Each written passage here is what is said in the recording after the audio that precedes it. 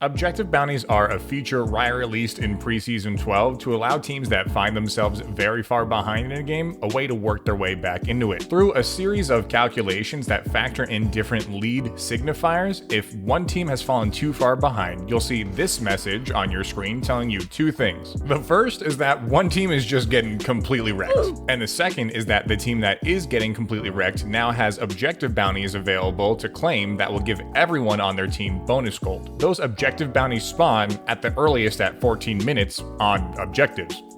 Awarding 50 gold per team member for a total of 250 if they kill an outermost turret while bounties are active. 80 gold per team member for a total of 400 if they kill a tier 2 or 3 turret, and 100 gold per member for a total of 500 gold if they secure a dragon or baron. Those rewards for claiming an objective bounty can also increase by 20, 40, or 60% the further a team gets behind. So if your team was getting completely demolished and received the maximum percentage increase of 60%, claiming a dragon when the objective bounty is active instead of being worth 100 gold per team member for a total of 500 would instead be worth 160 gold per team member for a total of 800 gold. This is meant to increase your incentive to keep trying even as you slip further and further behind. Once the team that has objective bounty starts coming back and closing the gap between their opponents, eventually this message will be displayed signifying that objective bounties will last for the team for another 5 seconds before deactivating for the rest of the game. Objective bounties, love them or hate them, are here to stay.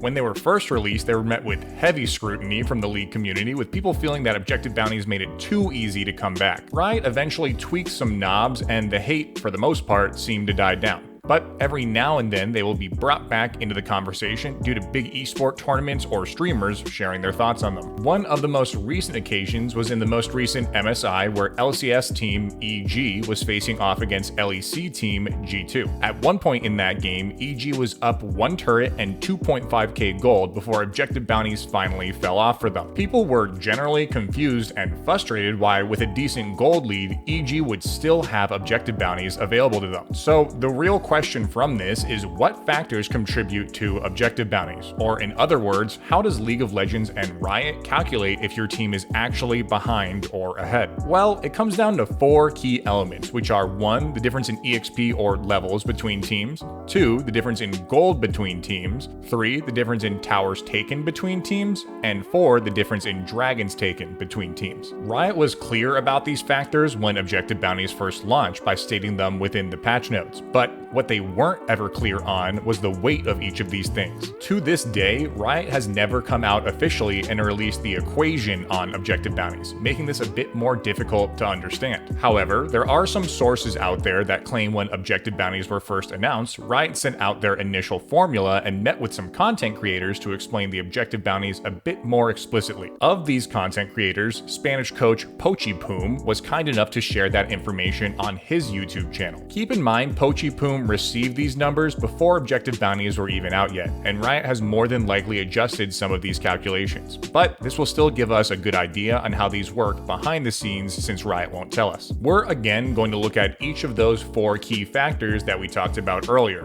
EXP difference, gold difference, tower difference, and dragon difference. Depending how far a team is behind in one of these categories, they can be awarded anywhere from 0 to 4 points for that category. So let's just focus on the EXP column for now. If your team as a whole was behind 7% in EXP, you would have 2 points according to our chart here. If you were instead behind 17% in EXP, you would be awarded 4 points in that category. From here, you would then want to find out your points for each of these 4 factors to get your total. Once that total hits a certain threshold, which Pochipum says is 5 points, or after some of my own research, the difference between you and the enemy's team's point total is large enough, objective bounties will activate. Once the team with objective bounties total points falls below 5, or the gap between each team's total points narrows, objective bounties will turn off. The only other thing of note here with this point system is that turret difference only goes up to a maximum of 3 points awarded, and losing Elder Dragon is worth 2 points instead of the typical 1 point. So assuming these numbers are still correct, let's go through an example. Let's say at 15 minutes in the game, your team has 9% less EXP than the enemy team. You're also behind 5% in total gold. You're behind by 2 dragons, and each team has 1 turret. You would add 2 points for being behind 9% in EXP, 1 point for being behind 5% in gold, 2 points for being behind 2 dragons, and 0 points since both teams have destroyed the same amount of turrets. You would add all of those points together to equal 5 points for your team, so objective bounties would then trigger and they would stay active on the map as long as your score stayed high. As your point score gets higher, that's what activates objective bounties increasing in gold, increasing 20% from 7 to 9 points, 40% from 9 to 11 points, and 60% for 11 points or more. Keep in mind again though that these numbers have more than likely been altered over time and may now include even more factors, but this is what Little Riot has told us about the system's inner workings. And also keep in mind that both teams could have points. It's very possible, just like we saw in the EG vs G2 game earlier, for a team to be ahead in one category, like gold, but still have objective bounties active for their team. Let's analyze that game a bit more to understand better how it happened. We'll fast forward the game until 23 minutes and 50 seconds. EG,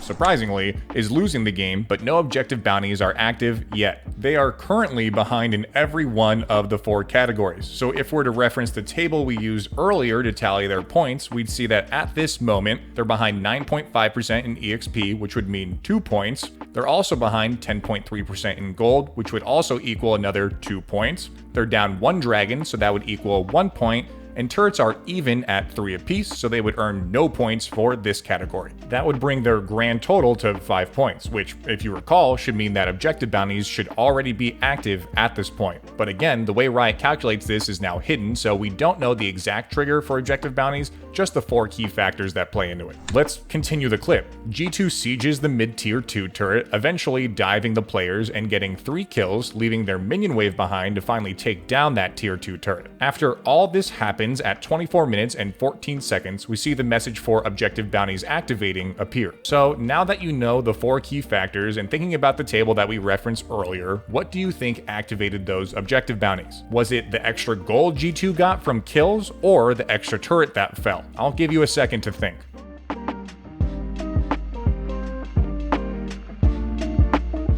Alright, time's up. I tricked you. It's actually neither of those reasons. Let's go back to the math. G2 is now 1 turret ahead after this fight, but referencing our table, you need to be at least 3 turrets ahead to get a point, so that still stays at 0 points. After those kills and turret gold, G2 now has 13% more gold than EG, but that increase in gold isn't enough to push them into the next bracket for 3 points, so they are still only getting 2 points for the gold category. Dragon difference has remained the same in this short time period, so EG is still just getting 1 point for that. The only thing that has changed enough is that during this fight, all 4 alive members of G2 leveled up, pushing EG's experience difference from 9.5% pre-fight, which was worth 2 points, to 14.9% post-fight, which is worth 3 points. That additional point pushed their grand total from 5 points to 6 points, activating objective bounties for EG. So that's how objective bounties activated in this game for EG, and it makes sense in this situation. But remember that the controversial part of this game is that EG's objective bounties lasted so long. Over the next 10 minutes, EG would mount somewhat of a comeback, stopping G2 from claiming Baron and eventually winning a Baron fight to take it themselves, receiving a hefty gold increase from the bounty attached to Baron and the gold from Baron itself. This would mean by at the 35-minute and 8-second mark of the game, EG would be ahead in gold but still have objective bounties active.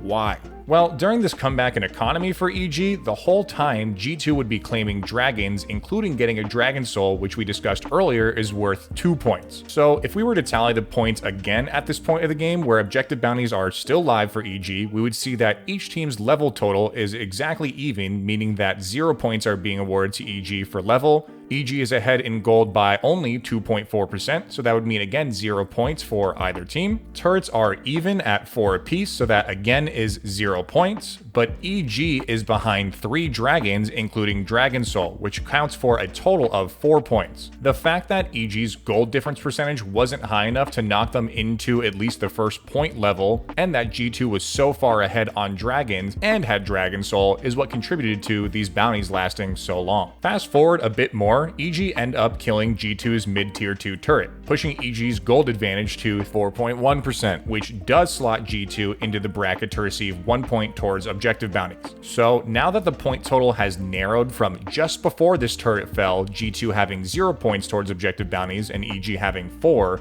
and after the turret falling, G2 having 1 point and EG still having 4, objective bounties finally fall off for EG. This is why earlier in the video I mentioned that the activation and deactivation criteria for objective bounties, to me, seems to be the difference in these objective bounty points for either team, rather than having to reach the threshold of 5 points that Pochipoom was originally told. Regardless, in general, even though it seems pretty complicated, that's how objective bounties work. The only other thing that we didn't talk about was in patch 12.4 with the roaming top smite and support item meta. Riot stated that having 2 support items on the team would heavily decrease the likelihood of objective bounties spawning. Again, they gave no clear calculation for this, but more than likely what this means is that if you have more than 1 support item on your team, your point total is halved or divided in some way. Meaning that even if you were losing heavily and your team had 8 points total towards objective bounties, that still wouldn't be enough to spawn for your team because we divide it by 2 and get 4 points. I hope this was enlightening in some way. I apologize that Riot has not given anyone the exact equation for objective bounties, but this is our best guess thanks to Pochipoom.